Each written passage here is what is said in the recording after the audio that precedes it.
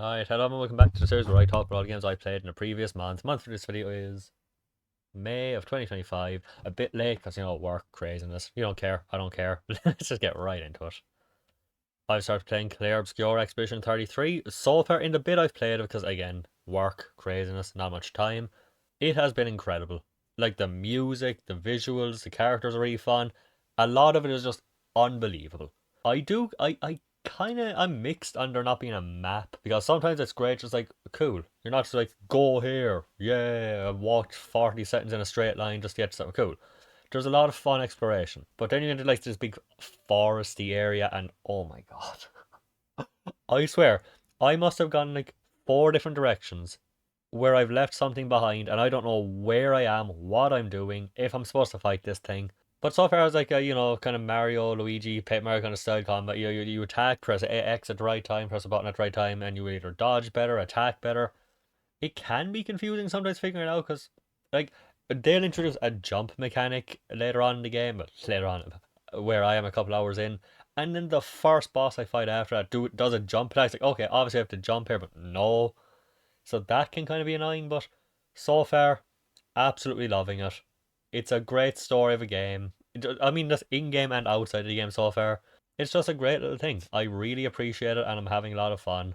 And I'm really looking forward to come back to it. Can't wait to see where the story goes and where the characters go. Because so far, the characters have been great. And everything has been a lot of fun. It's also, I only realized like recently, it might be the first time ever. Like, I like having physical games and stuff, but this is the first time I think I bought a big game digitally without even thinking. Like, I was like, you know what, let's get it. No part of me even, I don't know if it was just because I was in the moment, was I just not thinking? But it's weird as the first time I've ever done that. Just not even like, well, digital or physical, the debate, what will I do? First time. And I feel like it's marked a real change. But yeah, I've gone back a little bit because now my PS5 has some more storage. I bought a new hard drive finally, so it's not an absolute fucking disaster of a joke of a storage space now.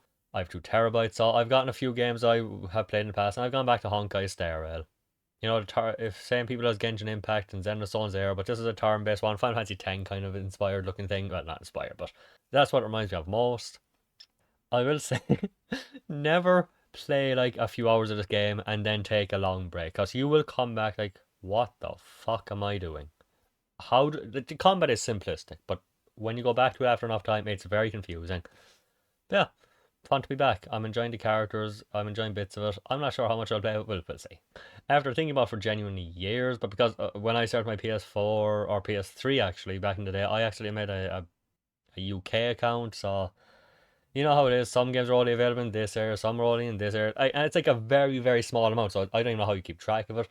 This is only in the UK store, or at least not the Irish store, but finally got it. That's why I put it off for some. But one day I was like, you know what? I feel like it. Didn't even say what it was. Family Feud. Never sure if I mentioned it. What the game is, they ask 100 people a question in a survey. You have to guess the top answers. Everyone's probably at least seen something about it, but yeah, it was fun for a few days. I played it weirdly a lot, like, often, but it drags after a while. Oh, of course it does. What am I gonna do? Just be sitting there playing Family Feud? But yeah, it's fun for a game every once in a while. It makes me realize how little I know. Like when I play Who Wants to Be a Millionaire. Sin Duality Season 2 has come out. I've only played this a couple of times because, again, work. Didn't have much time to stream, but every time I've played it so far, except for like going on for tiny, tiny bits to do like daily quests or stuff, it has been on screen. Season 2 didn't add too much. I think it added a few more areas, one new enemy, new weapons, new mechs, but not as much as I thought. The new enemy, I will admit, new enemy and areas are really, really intense. Yeah, not much difference. So who knows how long this will last? I'm still having fun playing it. I don't know. I just enjoy picking away at it. I've also gone back to Splitgate, which if you don't know what it is, kind of like something like a first-person shooter Halo kind of style. But the only difference is you have a portal gun. Everyone does. It's not a weapon. It's just L1 here, or L2 or R1 here. Have a portal. I'm mostly playing gun game because God, I love gun game. You start off with a weak gun, then you kill somebody, get the next gun, then next one, whoever gets to the final weapon first. I fucking love those. They're the most fun type of game. Unfortunately, you can't just search for one. You have to search. You can just search for a deathmatch. You can search for this mode. But when it comes to like gun game, it's in a variety pack between gun game, one shot kills with one in the chamber kind of thing, one where you have a laser that kills guaranteed. Then there's Juggernaut where you have like powerful one person. If you kill him, you become the Juggernaut. You have that for the most points. It's randomized. So I will say most of them are fun. I don't enjoy the laser one as much. The Juggernaut I get bored of very quickly. The other ones are fun. I will, but Gun Game is just top. There's nothing close to it. Yeah, I enjoy Splitgate. Can't wait for the second one. After stuff been doing here, after finishing Tide the Tasmanian Tiger, I've gone back to the very original Final Fantasy, and oh god, it's been like 3 or 4 years now. I don't know how long since I played that.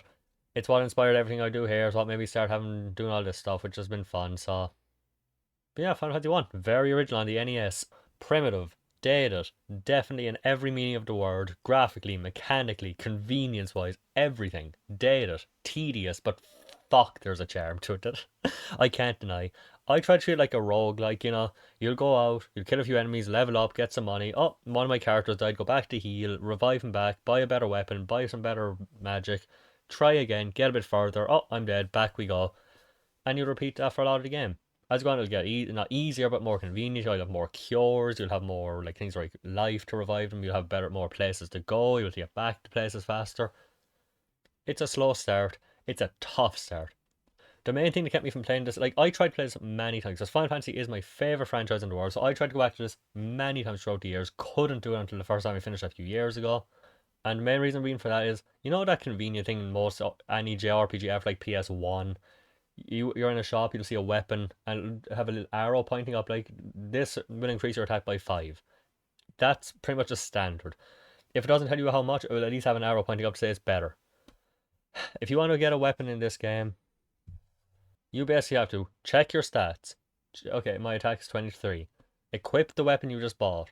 Now my attack is 27. Cool, perfect. If it's less, re-equip the other weapon again. The problem that really kept me from playing this game back in the day, I don't know how, like, for me that sounds, it is tedious. I don't know how it comes across when I say it. I don't know if I can get across how painful it can be, but maybe it doesn't sound so bad. But you also have to remember, you have to do this for 4 characters, for weapons and armor, every single town. Every time you buy a weapon or armor, an armor, start, check stats. This is what it is. Keep note. Equip go out of this menu, into other menu, equip weapon, check stats again. If it's better, you're fine. If it's not, re-equip. Every time. For 4 characters, weapons and armor. It is a lot in every town. Eventually I grew to like it enough to kind of push past that, and it is an incredible thing to go back to, and I still love it. There's just a charm to it. And it's always fascinating to go back to something this old that started a franchise that has become such a big thing for you. As for the Saturday thing, I'm still going through Contra 3. I don't know if I mentioned here, you probably did, yeah, I must have. Contra 1, near flawless masterpiece of a game. Super C. Almost just as good. I won't go as far as saying as that, but it's still an incredible game. So I was really excited for Contra 3. How could I not be? After going through 2 games in the franchise that I like some of the top Contra 3 or Contra 1 might be in my top 10 games ever already. If not, easily top 20. And then Super C being such a great game too. Just to drop to this. I'm genuinely not even enjoying 90% of it. For me, it feels like they took the worst parts of Super C. Enemies always come from behind, so you bang, shoot, turn. Shoot, turn.